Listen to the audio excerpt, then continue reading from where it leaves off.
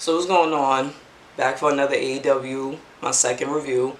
Last week I just had to take a break, a mental break, and now I'm back with another review. Two good things that happened just in the beginning. Like, one, I seen Justin Roberts was back, and he was cool. I never really had a problem with him as a ring announcer because it's just he didn't really do much. How much can he do to really annoy somebody or anything like that? So it was nice to see him back. And Le Champion, Chris Jericho, is back on commentary, and I fucking love Jericho on commentary. I enjoyed those couple of weeks when it was him and Tony. It was great. Having him back was just okay, I see where we going with this show and I'm here for it. The first match starts with Butcher and the Blade. They used to have a bunny, but she hopped on QT Marshall's dick. Okay, y'all didn't even explain any of that. Fine. I don't care either way. And the debut match of the Revival, aka FTR. I mean, the match was, it was what it was. It was basically for the FTR to basically win. Because who the fuck cares about the Butcher and the Blade? Nobody cares about the Butcher and the Blade. It's a no for me. Let me not speak for everybody else. I'm speaking for myself. It's a no for me. Blah blah blah. FTR won. Obviously, they new move is called the Goodnight Express, and it looks similar to the Young Bucks, Davey Meltzer Taker Drive shit. And I don't like finishing moves that you have to go through all of this shit to set up just to finish it. And then when you do all of that and you finish, it's just ew, what the fuck, that was, alright, you know what, maybe that's just me. So after they won the match interview, and they basically was just this is where tag team wrestling is gonna happen, and I'm like, I want to believe you, but you still have Adam and Kenny. Is this really what tag team is going to thrive? Okay, they have a lot of tag teams, but for some reason Adam and Kenny are your tag team champions. I'm gonna get into that because it was a lot more that was just so the Bucks come out and they was we just want to congratulate y'all, but y'all kind of didn't introduce yourself, so just allow me to introduce myself. My name is Matt Jackson, this is my brother, and we've been carrying tag team wrestling on our back for over a decade. And I'm like, you better spit that shit, Matt. I wasn't really, back in the days, I wasn't really a Young Bucks fan. I felt like it was overrated, but then again, it wasn't them themselves, it was their fans. You could not tell their fans shit. They fans had them up here, oh, they're the greatest human beings in the world, they feed the children, and they love the animals and the plants, and it's just whoa, okay. Alright, and it just kind of turned me off from even wanting to give them a chance, but then as I got a little older and just realized okay, I need to make my own opinion, and I ran into Being the Elite, and I'm these guys aren't that bad. I like them. And then I like Kenny, and then I always had a crush on Marty Scurll, so it's just okay, you know what, y'all are not that bad. So now I just been a fan of it. So as Matt is spitting his bars, the fucking Butcher and the Blade come out of nowhere and just tries to attack them, and then FTR tries to counter and try to help the Young Bucks. It was just a mess, and I'm just so as this all fight is going on, more tag teams are starting to come out, and finally Adam and Kenny comes out, and I'm just whatever. So they clear out the ring. It's basically the Elite and FTR is in the ring, and they looking at the tag titles, and he touching, he's you just basically setting up something as they should, because the fucking belts need to get off of them. I can't be the only, maybe I am. I'm the only person on a lot of shit nowadays, so that's fine. So you know how I was the bunny just hopped on the QT Marshall, so yeah, we're gonna get into that. So it's her, QT Marshall, Brandy and Dustin in the back, and they're basically talking about this tag team match that they're going to have next week for the titles, and I'm just how did this come about? This is the shit that I'm talking about. I don't give a fuck what nobody say. QT Marshall and Dustin are not an actual tag team. These are just niggas that team together, which just seems what's going on in all tag divisions. Fuck all these tag divisions. These shits is all jokes. How many, besides the New Day? The New Day and I guess the Street Profits are the only ones that are actually tag teams, and I'm not even, if we really want to get technical, the New Day, they were all single stars at one point in time. You know what I'm saying? The Street Profits came in together as a team. So it's just like, I'm over all tag teams right now, especially the motherfucking women's one. I can go on a rant about that, but this is not the show. This is AEW. Clearly, Brandy's not really here for Allie being here, because she's just like, first of all, why is she here and why does she have like the family's jacket on right now? And QT Marshall's like, well, she's family now, she's my girl. And I'm just like, how did this come about? Maybe on Dark or being an elite, I haven't been keeping up, so maybe that's what it is. But Dustin basically tells QT Marshall, like, you need to keep focused, because I see where your focus really is, but you need to keep focused on these tag team titles. And I'm just like, how y'all even... And then, wasn't Kip Sabian and Havoc supposed to have their tag team match? Or did I miss something? Because now I'm confused, because it's just like, why is all these people getting these tag team title matches? Basically, long story short, all these teams are going to lose to Adam and Kenny just for them to lose to the Revival. That's how it should happen. But even, I just feel like they shouldn't even be champs in the first place. They're single stars. Like, I don't know how many times to say that or how many times to rant about that. You motherfuckers want to rant about Charlotte.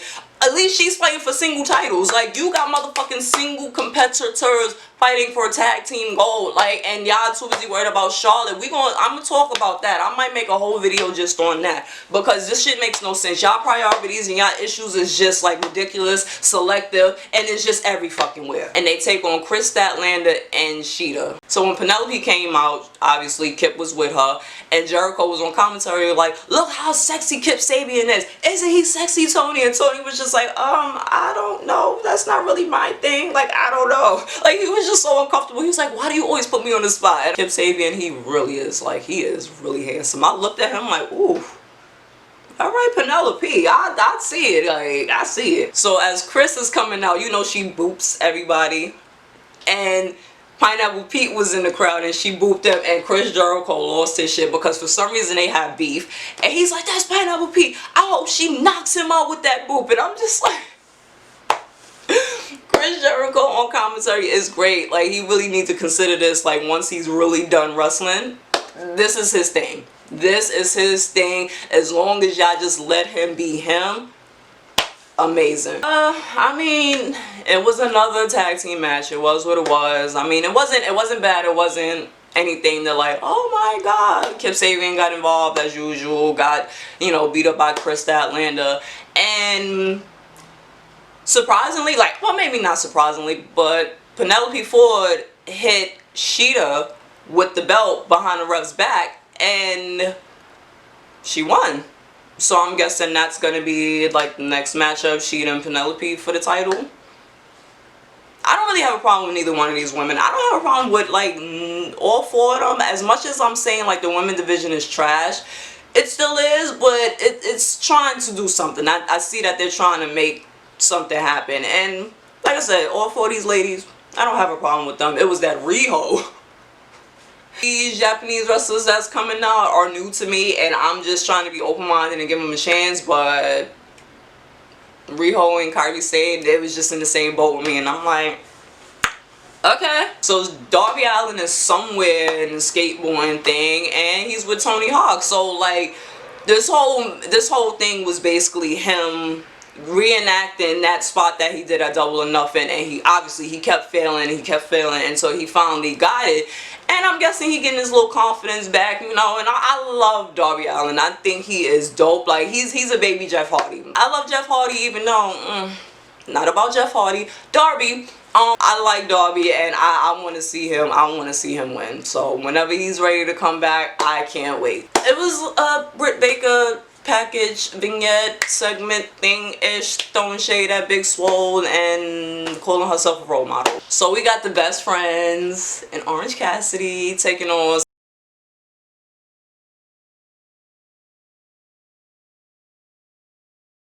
So after the match or whatever, Orange Cassidy rolled up niggas and won for his team. Motherfucking Jericho gets off of commentary and just gets in the ring and starts beating up Orange Cassidy. And I'm just like, see, first of all, it's not even that serious. Like, I don't even understand. Like, what is the beef? Like, first of all, while y'all was doing y'all little shitty promo, he was in the back, minding his business, just trying to get something to drink. Like, I don't understand why this is such a beef. This shit kind of had me in my feelings, and I'm like, It's not real. Jericho in the inner circle is beating the shit out of them. Like, mainly Orange Cassidy. He goes out the ring and has like this big ass bag of oranges. And I'm like, I already see where this is going. Like, then love between love and hate type shit. Just start beating the shit out of Orange Cassidy, like to the point where he's bleeding, like, and he hit him so hard with these oranges, the oranges burst. Fuck you, Jericho. So after he hit him for the last time, he kind of had the line of the night. He was like, Blood Orange Cassidy has just been juiced. That's called motherfucking bars, nigga. You know nothing about that. That was great. I dug that line. I had to rewind that shit like, yo, what you said? Ooh, like that. We got MJF still breathing, and I'm like, I'm still annoyed, but Warlow's cute, so I guess I will have to like do with you for now. He was talking shit as usual. I don't really know because I don't really listen to him, but I know he was talking shit to Billy Gunn and his son, and they got in each other's faces, so I'm guessing they're gonna have a match next week, and okay, that's fine, bye. So we got Sammy Guevara and Colt Cabana, and Colt Cabana is still trying to get recruited by the bum ass Dark Order, and I'm just like, no, no, no, just no, stop. And they're really gonna make this a thing. So they had a little match or whatever, and Colt was trying to be all cutesy and was doing some moves that he normally don't do, and got beat by Sammy, so he lost yet again. So he's sitting out there looking all pathetic, like, I'm so sad. Fucking Dark Order come out, Brody Lee comes out and gives him his hand to him, as like Seth did with Austin Theory, and I'm just like, first of all, did you wash your fucking hands? He reaches his hand out and Colt is just looking all weird or whatever. So later backstage, you see Colt walking in the back, and Dasha's trying to get an interview with him, and he's just like playing her dust, like, I don't have time for this, man, like, leave me alone. And he knocks on Brody Lee's door, and I'm just like, y'all really gonna make this a thing? Maybe it'll be a swerve, but let's hope it is. Next we got Sammy Guevara and I don't know why I said it like that. I felt so New York. Sammy Guevara. Let's try that again. So we got Sammy Guevara and Colt Cabana. And Colt Cabana is still trying to get recruited by the bum ass Dark Order, and I'm just like, no. No. No. Just no. Stop. And they're really gonna make this a thing, and I'm just like, you know what, whatever. Sammy's, forget it, doesn't even matter. Cut. So they had a little match or whatever, and Colt was trying to be all cutesy and was doing some moves that he normally don't do, and got beat by Sammy, so he lost yet again. So he's sitting out there looking all pathetic, like, I'm so sad. Fucking Dark Order come out, Brody Lee comes out and gives him his hand to him, as like Seth did with Austin Theory, and I'm just like, first of all, did you wash your fucking hands? You probably, you know what, it doesn't even matter. He reaches his hand out and Colt is just looking all weird or whatever. So later backstage, you see Colt walking in the back, and Dasha's trying to get an interview with him, and he's just like playing her dust, like, I don't have time for this, man, like, leave me alone. And he knocks on Brody Lee's door, and I'm just like, y'all really gonna make this a thing? After the Sammy and Colt match, Sammy was still out in the ring. He's like, cut his music off, and you know, like, I'm the winner, it should be about me or whatever. And I'm like, what is the reason for this? Why are we still like here in this segment? And Matt Hardy comes out, and I'm guessing they still have some type of beef. And Matt Hardy basically was like, you know, you need to get away from Chris Jericho. Like, you're the future of this company, but you need to get away from him. You can't trust him, whatever. And Sammy had a point. He was like, you definitely just tried to kill me like twice, and I'm supposed to trust you? I'm like, yo, you right. Like, you the last person that's trying to tell me about trust when you just tried to kill me. I don't know where this is leading to, but obviously Matt has this thing where he does all his split personalities, and he ended off on Broken and told Sammy that he's gonna be deleted. And I was sitting there, he just kept doing delete, and I was like, damn, yo, you remember when that shit was like really popping? Like, not saying it's not now, but it's like, y'all remember when that shit was popping, and I fade away and classify myself as obsolete. That shit was fire too, but So we got a Joey Janela promo. He's sitting at the bar basically like, you know, like last year I was fighting John Moxley in the main event of the show, and I actually enjoyed that match. And he's just like, now it just seems like I'm forgotten. Like I don't really know what's going on. So he's walking the streets or whatever. Like he's talking, it's like a promo. He's walking the streets, and Sonny Kiss is driving this nice fancy ass car with his little fur on, looking all cute or whatever. And he like, what you doing out here? Like, what's going on? So Joey Janela gets in the car and they drive off, and it says to be continued. So we got John Moxley in the back. You know, he's coming in and he's being interviewed, and you know he's just talking his shit like usual. And then Taz, little fat funky ass, is gonna come and talk about, you need to take us serious. You should take us serious. And I already knew where this was going. And John is like, yeah, well, you know what? Educate me. He all in his face or whatever. And of course he gets attacked by Brian Cage, who's doing all this big man shit, just throwing him around or whatever. John is fighting back a little bit, but he basically gets dominated. Ryan throws him into a car, breaks the window or whatever. So Taz is like, all right, you know what? That's enough. You made your point. Like, let's go. Brian Cage ain't listening, so he throws him onto the back of the car, and then he just walks off. And I'm like, you just better not win. Like, I don't give a fuck what you do right now, but when it's time, I don't want to see it. So we have the main event, Cody Rhodes versus Mark Quinn. I was just talking about like, yo, where the fuck is Private Party? Like, this is what I'm talking about. When you got all these tag teams and none of them are fight. I was wondering where they was at, and it was just random like, oh, next week is gonna be Cody versus Mark Quinn, and I'm like, okay, like I'm not really complaining, but it's just like, how did this come about? But you know what, fuck it, we're here now. I was just wondering because I seen a lot of people was like, yo, why does Cody bleed in all of his matches? So that was kind of like my thing for the night, like, so how much will Cody bleed tonight? I guess we'll have to find out. So before the match, Cody Rhodes is complimenting Mark Quinn about him being a future and being great, as he should, because he is great, and all of y'all is going to see that very, very soon. Mark Quinn is repping Black Lives Matter on him, and I'm going to go on a little side note. I seen that one little Twitter repost or whatever that Cody did, and I'm just sitting here like, you got like the whole LGBT thing on you and incorporated with your gear.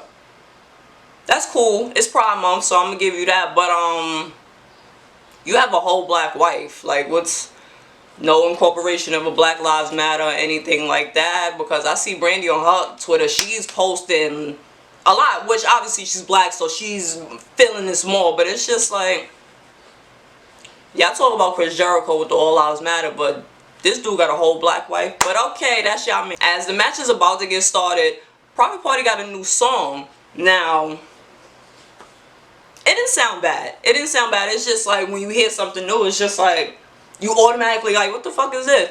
So I just want to give it like maybe 2 or 3 weeks to really hear it. Hopefully they're on TV more for me to hear it. And then I'll give my little judgment on that. I got a new song or whatever. Matt Hardy came out with Private Party. You know, they all gave him dap and they let Mark Quinn go on by himself. And I was like, that was dope. Now, at first, I thought, and it seemed like, maybe I'm looking into it too much, but it seemed like Mark Quinn was a little nervous at first, because just the way they was locking up and stuff like that, it just looked like he was just nervous, like he was stuck. And you know, Mark Quinn is usually like a fast-paced wrestler, so it's just like, okay, what's going on? Maybe I'm looking into it too much, maybe it's a part of the story, but I just wanted to put that out there. Cody made him look as good as possible, and he was working on his ankle, which obviously was a story for like, I think it was last week or the week before that, where Mark Quinn did some type of move and he kind of like messed up his ankle. So that was pretty much the story going on. So Mark Quinn taps out because Cody kept working on the ankle and he got him in an ankle lock. Like, it went from a standing one to him laying down, and once you lay down on that ankle, that's pretty much it. Mark Quinn wasn't stupid. He's like, you know what? I'm gonna tap out before this shit gets worse. And that's what he did. And you know what? Like, we all knew he wasn't going to win. So this was just a spotlight for him for a couple of minutes. And I think they did great with it. I've been a fan of these guys for a little while now. And I just want to see them win and be tag team champions because they're tag teams. So Quinn goes to the back, you know, he's all disappointed or whatever. Cody is in the ring celebrating, and then all of a sudden Jake Hager comes out and just all big, and they staring at each other. Jake comes in the ring and just chokes on, and I'm like, whoa. And then him and Cody just start fighting. Matt Hardy, Mark Quinn, and Isaiah came back out. They had chairs or whatever, and they was hitting Jake with the chairs, throwing them shits at him, and then the Inner Circle came out, and everybody was just starting to fight everybody, and then somehow they all separated themselves, and I'm like, okay. So Cody was like, oh, okay, I see what type of time you on. You want a title shot. Alright, like, you got it. All you had to do was ask, like, all of this was not even called for, so I got you. I'll see you next week. If there's not going to be blood in that match, I might be disappointed.